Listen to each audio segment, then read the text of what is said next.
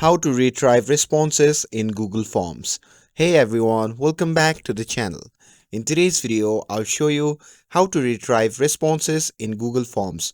It's a simple process, so without further ado, let's get started. So first, open the Google Forms and sign in with your account. And after that, select the form where you have received the responses. For this video, I'm going to simply select this one. And once you are inside the form, simply click on the response tab and you will see multiple options. You can download the responses in CSV format, you can print them as a PDF, or even link them to your Google Sheets for easier access. And to link responses to a spreadsheet, simply click on link to spreadsheet and that's it. That's how you can successfully retrieve your Google Form responses.